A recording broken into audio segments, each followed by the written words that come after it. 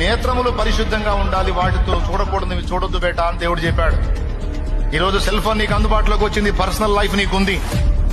నాకు తెలుసు మన సైకాలజీ ఏంటో, మన శరీర తత్వం ఏంటో.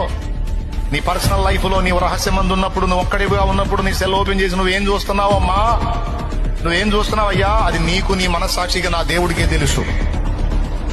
గుండెలో భయం, అరే నా కళ్ళను అపవిత్రం చేసుకుంటున్నాను, దీనివల్ల నాలో దురాశలు పుడతాయి, ఇతరుల మీద దురాలోచనలు కలుగుతాయి, ఇది చూడకూడదు కదా, నేను అపవిత్రమైనవి అశ్లీలమైనవి నేను చూడకూడదు కదా అన్న భయం ఉందా?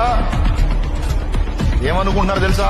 దేవుడికి అన్నీ తెలుసులే, శరీరం బలహీనమని తెలుసులే, క్షమిస్తాళ్లే, కృపగలవాళ్లే, కనికరిస్తాళ్లే, ప్రభు వాళ్ళ దగ్గర ఒప్పుకుంటాలే. చాలామంది ఎప్పుడు చెబుతున్నాడుగా, ఒప్పుకోండి క్షమిస్తాడు, ఒప్పుకోండి క్షమిస్తాడని. చేయటం ఒప్పుకోవటం, చేయటం ఒప్పుకోవటం, అదే నేను అలవాటుగా